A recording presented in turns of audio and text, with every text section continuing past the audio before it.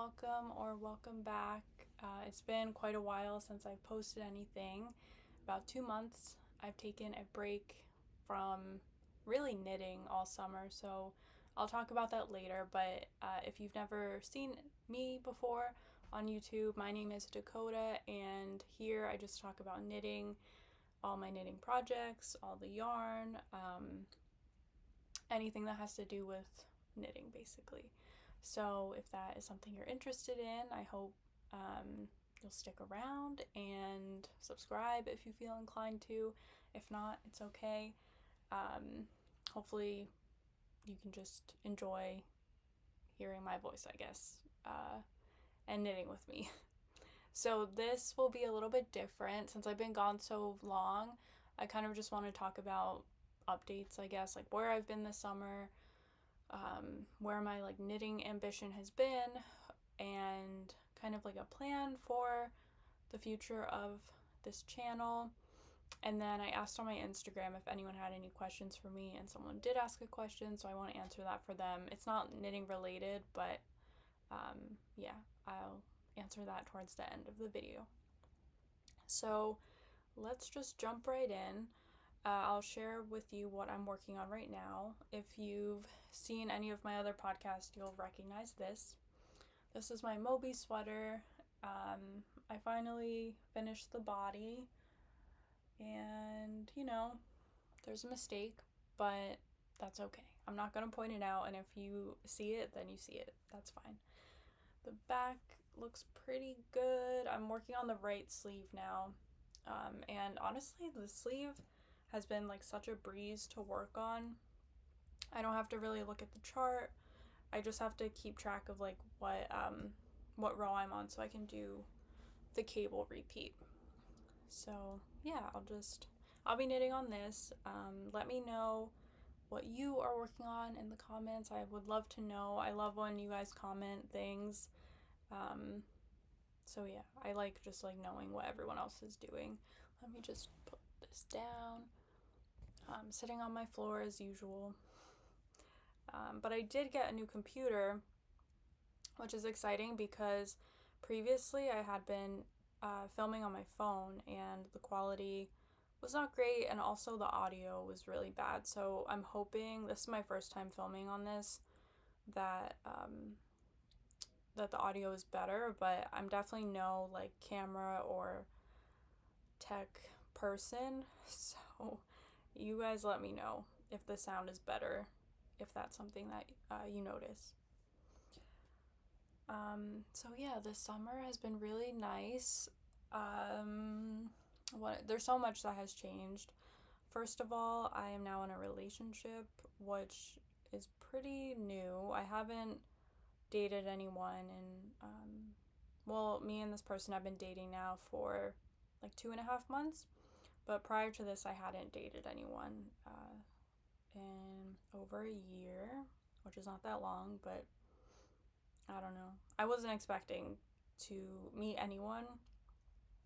We actually went on a podcast. So my good friends Chris and Gloria, they're a married couple, and they have a podcast together, and what they do is they talk about many different topics together, but one of the things they do is they interview couples, and their goal is to kind of film or inquire about couples' experiences at very different stages of dating. So for us, we went on there only a month into dating, so we shared our experiences as a brand new couple, and then they have couples who have been dating for 6 months, people who are engaged, married for X amount of years. So yeah, my partner and I went on that, and if that's something you're interested in, I'll leave it linked down below. I'm sure they would love to hear from you.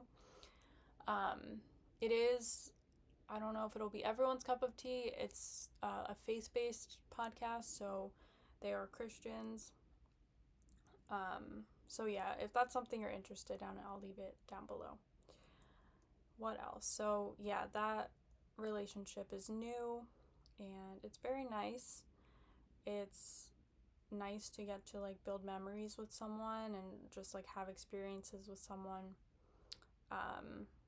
I will say, like obviously in any relationship you want to like nurture that and devote time to that, and not only with this person but with all my friendships too.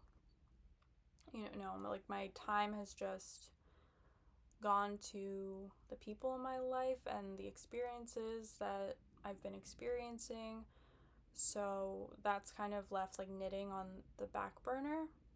I've also been reading more, which I guess I'll talk about if anyone's interested.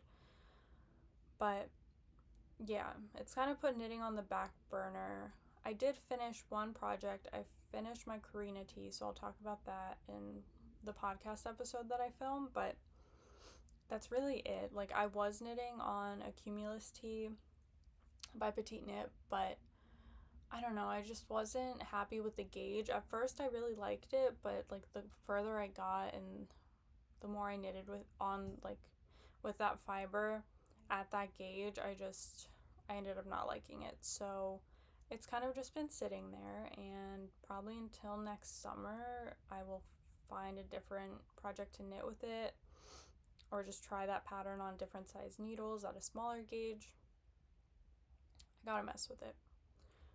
So yeah, I did have a few yarn acquisitions for the summer, but I'm really glad that I didn't go crazy on buying summer yarn, because I feel like in spring I was so like excited about it, and then it turns out that like I don't know, I lost my desire, I guess, to knit this summer. So yeah, I'm glad I didn't like spend a crazy amount of money on yarn that I didn't end up using. It's kind of like brought to my attention that I feel like I'm an all or nothing kind of knitter, and this could just be because I have ADHD, because like I think I feel this way about a lot of things, but when I get like excited about a project or something I'm working on, like it just like is all consuming. Like I just want to work on it. I want to get it done. I want the finished product. So when like my desires are elsewhere, I just find myself like not desiring to knit as much. So yeah, there's been that, and then also like I just haven't wanted to knit with like warm wool or anything. Cotton isn't bad, and I'm glad that I at least like got to experience knitting with the cotton merino blend that I knitted with. It was very nice, but I think I definitely enjoy wool a lot more. It's just so hot to like hold and touch, so that's been difficult. I feel like all these things have kind of led to me not wanting to really knit, but as of now, I'm really excited to start knitting again for fall and winter. I really haven't like looked at any patterns. I haven't looked at any designers. So I'm excited to see if any of like my favorite designers have put out any new patterns for the winter. I'm really wanting to knit like a super long turtleneck, like a big, huge turtleneck, like something from like My Favorite Things knitwear probably, because for some reason those like turtleneck designs have huge turtlenecks. And that's something I'm feeling very inspired by. So hopefully soon I can buy some yarn. I should probably finish this project before I commit to buying more yarn though, because now like I did buy some yarn this summer, but I ended up buying a lot of single skeins, like just because I would be like on Instagram and I would see like indie dyers putting out new collections and stuff, and I wanted to support them, so I would buy like single skeins. But now it's like I don't know what to do with them. Probably make a lot of socks and hats and mittens and things. So yeah, that's that. My knitting mojo has just not been good, but I will say it feels so good to pick up the needles again. Like it's not like when you are a beginner knitter and like are just learning and you're picking up the needles and like you're so frustrated because you're trying to learn what to do. It's frustrating. You kind of just want to throw them at the wall. Like, it's not like that. It's just like so comfortable and comforting because I know what I'm doing. Does that make sense? Like when you've just taken a break from something for a while and you come back and it feels really nice. Let me know if you experience that. Like if you've ever been on a hiatus with knitting and then have come back to it months later. Like this feels so nice. So yeah, there's that. Hold on, let me check. 1, 2, 3, 4, 5, 6. Alright, I still have a bit to go. What else? So there's that. I spent some time this summer traveling. I only went on one trip this summer.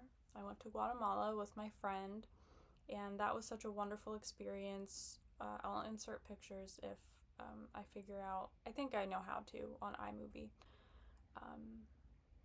Yeah, we visited Antigua, and it was so wonderful. If you've never been to Guatemala, I would highly recommend it. The people there, like if I had to just take one thing from that trip and compare it to like the other countries I've been to, I would say that the people there are so kind. At least in Antigua, I felt that way. It was just amazing. Like the friendliness among the people there, and then also like how friendly they were to us as tourists was amazing. Our hostel was so nice. The views were amazing. We got to do a coffee tour. We rode on some ATVs, which was fun. I rode a horse, which was crazy because like I kind of low-key have a fear of horses. I think they're beautiful, but they low-key scare me. So for me to like get on one and ride it was a big deal. I felt like the whole time I was gonna fall off and that the horse was gonna just be the death of me basically, because my horse for some reason kept trying to run and I would be like, stop, like slow down, and I would like pull on the reins, I guess. I don't know the terminology, but and then it like would get frustrated at me because I kept telling it to slow down. I just don't think that we gelled well together.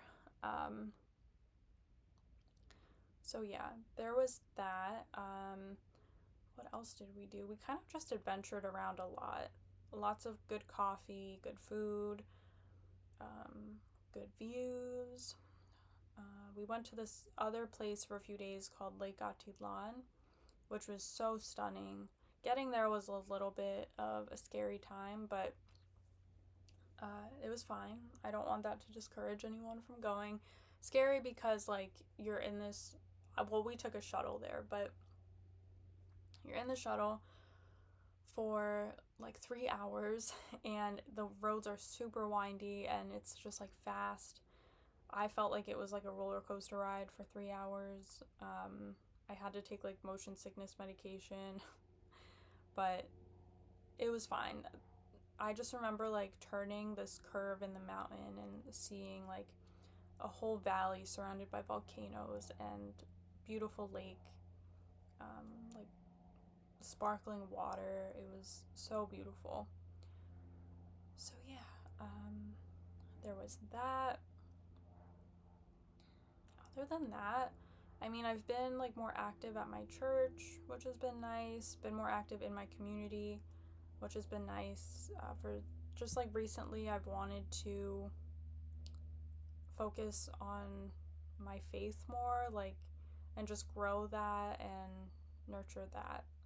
So that's been very nice. And then also just like focusing on work. For anyone who doesn't know, I work as a registered dietitian in the United States in New Jersey, and it's something that's new. Like I just finished school last year and I passed my board exam in January, and this is my first job that I've had as a dietitian. So I've been there now for about 6 months, which is crazy. And it was definitely like really hard for me at first. It was a hard adjustment. This is my first like career job, so yeah, it was, the first 3 months were really challenging for me. It was I would leave like crying and stuff, but I'm glad that I stuck it out, and I just like, I prayed about it, and I'm really glad that I stuck it out because now I actually like really enjoy working there. So yeah, that's also been taking focus, priority, and yeah, that's what my life has been like this summer. Please let me know what you've been doing this summer. Anything like, just anything exciting or fun or anything you want to share with me. I would love to hear it. What else? I guess since we just talked about work, I'll answer the question that this person asked me on Instagram. They asked me if I follow a exercise routine or a diet routine. And the answer to that is yes and no. I wish I could give like just a simple answer, but it's yes and no. As a dietitian, my whole work and my whole education has been surrounded by diet, nutrition, health. So this is just my take on it. So I don't follow a strict diet routine, no diet plan, because I just personally believe that any diet that is um, restrictive or strict is just like not good for like mental, just like overall a relationship with food. Like it's gonna put strain on how you view food, how you view your body, how you just like, yeah, view yourself. So what I do is like, I try to be as mindful as I can without like feeling miserable about what I'm eating. Like, say like I'm getting a salad, I'm just gonna put the dressing that I want on it. Like, yes, it's extra calories for a creamier dressing, but it's what I want. And if like I'm not gonna feel satisfied by my meal, chances are I'm gonna go and like snack and eat something more unhealthy later on.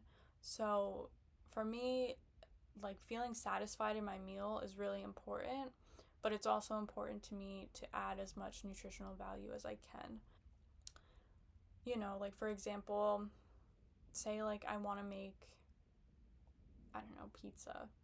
I'll just like have a little salad on the side, or I will make sure that I'm not like overindulging and not eating like 5 slices at once. Just have like a couple slices and also have like a side salad or like a side of cooked vegetables with it. So like in that way I'm still going to feel satisfied because I'm eating the food that I want, which would be pizza, but also like salad and vegetables are also really good and they're nutritious. So yeah, also like I'll just cook the food in a way that is appetizing to me. So for me, like eating raw vegetables is not something that I like. So like I'll drizzle them with olive oil and I'll put them in the oven with sea salt. Like I just try to find ways that I can still feel like satisfied. Like my taste buds, my palate, my mental health, I guess, surrounding food, like still feels satisfied, and not like restricted. I'm not like, I can't have that, or if I eat that, I'm gonna gain weight. Like, obviously, like it's important to be mindful, but I don't think this person was asking for advice. I'm just sharing like what I do. So I'll stop that there. But in terms of exercise, I don't follow like a strict exercise routine. For the last like couple years, I've actually in October, it'll be 3 years, I've been biking. So I take my bike out. This summer, I haven't biked as much. Again, I think just because my focus has been on other things right now, but usually I bike a lot. I like to ride on the road.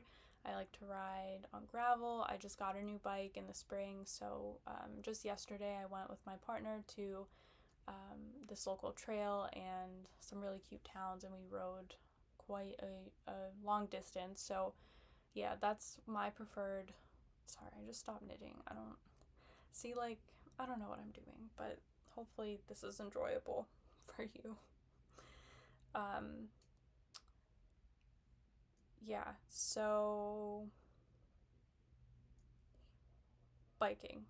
That's my preferred form of exercise, but I also sometimes will go to the gym and lift weights. Actually, in my early 20s, I was super into weightlifting. I loved it so much, but as I've gotten older, I've just wanted more excitement, I guess, in my workout routine, so I bike a lot. And where I live is really hilly, so I definitely get like good leg workouts. Um, it's not for the faint of heart, that's for sure. And it's taken me like quite a while to build up the strength and endurance to be able to like go up the hills and stuff. So yeah, that's what I do. I do run sometimes. I enjoy running, but not like super long distances, like a mile. That's fine. 2 miles, that's good for me. My relationship with exercise throughout my life has been kind of up and down. I would say like now is the most stable I feel with it, because like as a kid I was always the slowest. I always like could never keep up with the other kids, and it wasn't until later in life I was diagnosed with exercise induced asthma. Like for some reason the doctors like couldn't tell me I had it back then, but also like my parents smoked around me my whole life until I was like 18. So my lungs just like weren't that great when I was young, and I always felt really self-conscious about it. I was like, why like can't I run like the other kids? And then when I got like to my teen years, it was kind of just like body dysmorphia, like the body image issues. So I would go to the gym and I would do like the cardio machines until like I felt like I was going to be sick. And that was like a really unhealthy relationship with exercise, I think. And then in my early 20s, I got really into weightlifting, and that was the first time like I actually felt like empowered by exercise, because it was like, oh, well, I can't really do cardio, like I'm not strong in that way, but I can lift weights because like that doesn't leave me super out of breath. Like I can do this, and in over time like I just kept getting stronger and stronger, and I learned to really like appreciate exercise for the first time in my life, and that helped me heal like a lot of my body image issues, I think. And then yeah, once I started getting into biking, it did take a while for like my lungs and my cardiovascular endurance to get to where it is now, but yeah, like I just like have such an appreciation now for cardiovascular health and just feeling like healthy. So that's what like biking has brought to me, and because of the biking I've been able to run. Like when I was younger I couldn't even run like maybe a minute. I could run without feel like gasping for air, but now like I'm able to at least run a mile. It's still slow because I have asthma, my lungs are not that great, but it doesn't matter if it's slow. Like I still do it, and I don't know if that's encouraging to anyone who like doesn't feel like good at something. Like you don't have to be the best, you don't have to be fast. Just the fact that you're like going out and doing it, even if it's slow, if it's at your own pace, it doesn't matter. It's still exercise. So yeah, I'm gonna end that there. Yeah, thank you for that person for asking that question. And I guess now, like, well, I kind of just want to talk about like the future. Actually, I'll talk about kind of like my plan for this podcast moving forward, and then I'll talk about some books I've been reading, and we'll end it there. I think it's already been 25 minutes, so yeah. I won't go on forever. I'm actually going on a hike in maybe like a half an hour, so I have to end it anyway. Okay, so yeah, the future of this podcast, first and foremost, like, social media to me is never going to be like a priority. It's something that I enjoy. It's something that inspires me sometimes, especially when it comes to knitting. But I never want it to feel like I am pressured to post something, because, especially with like knitting, if I'm not like making something, I don't really have anything to share online. Like, I don't have anything to post on Instagram. I don't have anything to post on YouTube. So, hold on. 4, 5, 6, 7, 8. All right. I have 2 more. Yeah, I don't want to feel like pressured to post, because like that's just not something that is enjoyable to me. At that point, it would kind of feel like a job, and who knows, maybe one day it would be a job, but right now, I don't want it to feel like a job. So I was kind of just like in the past with this channel, like posting at random, like whenever I would finish things, like new projects I would be working on. But what I'm thinking now is I can be more organized, and I can just post a podcast once a month. So I can post it in the beginning of the month for the previous month, like all the projects I finished, everything I'm working on, any like yarn acquisitions, typical like podcast things. And then, if I want to do a knit and chat, or like any other type of knitting related content, I could just film in between. But at least like once a month, I'll have my knitting podcast. So that's the plan. And I think that will be doable, and no like stress involved, unless for some reason I stop knitting.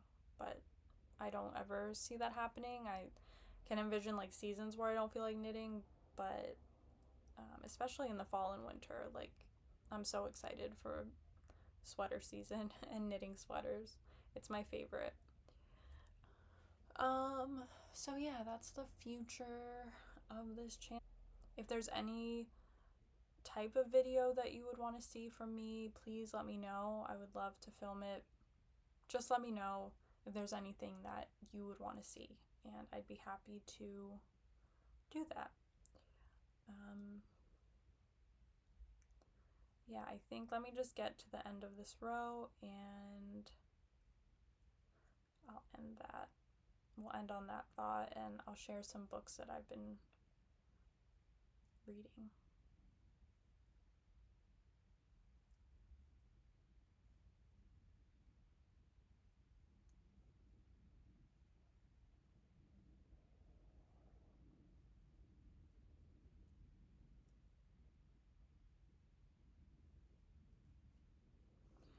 Okay, so we got some progress. This is what the sleeve is looking like right now. In like one more row, I'll do a cable repeat. I wonder how long it will take me to do a sleeve. I feel like not that long. Like, it's already halfway down my arm. Okay, so let me just talk about some books, if for anyone that's interested. If not, you can exit out if you'd like. So I don't have the book on me, but I'm almost done with it. It's an Agatha Christie book. It's called And Then There Were None, I think it's called. I have maybe like a chapter and a half left, so that's really exciting. I've really been enjoying reading that. It makes me want to read other Agatha Christie books. I've never read any of her stuff before, but it's like a murder mystery kind of book, and I got it at a book swap in my town. So there's that book, and then some other books that I have here I'll just share with you. If anyone has read these books, please let me know what you think. Also, I'm a part of a book club that meets every other Monday, and we're gonna start reading, I forget what it's called, but I just ordered it. It's the prequel to The Hunger Games, so I'm excited for that. And yeah, these are the other books that I haven't started them, but I bought them. This book I bought while I was in Guatemala. It's called Stones of Ibarra. Please let me know if you've ever read this, because I haven't looked up any reviews. I just saw it in the bookstore in Antigua, and I was like, oh, that sounds interesting. It's about two Americans that they're the only foreigners that live in this town of Ibarra, and I think it takes place in Mexico. And it says they live among people who both respect and misunderstand them. And gradually the villagers, at first enigmas of the Evertons, come to teach them much about life and the relentless tide of fate. So that sounds interesting to me. I don't know. Yeah, so there's that. And then also I got this book. It's called The Gospel of Orla. It just caught my eye. Like, the cover completely caught my eye, of course. Like, I love biking, and I also love the gospel, so it kind of was just like, I have to know what this is about. And I think it's a pretty easy read. It seems very charming. I have no idea if it's actually about Jesus or about faith, but I know that it's about a girl that runs away from home, I think, on her bike, and she comes across this homeless man who calls himself Jesus, and they kind of like go on this journey together. So that'll be very interesting. So yeah, that's that. In the next podcast, I'll show you guys some finished objects, some yarn acquisitions, and I would love to do like a fall inspired, like knitspiration kind of video. So yeah, thank you so much for watching. I hope you have a wonderful day, and I'll see you guys in the next one. Bye.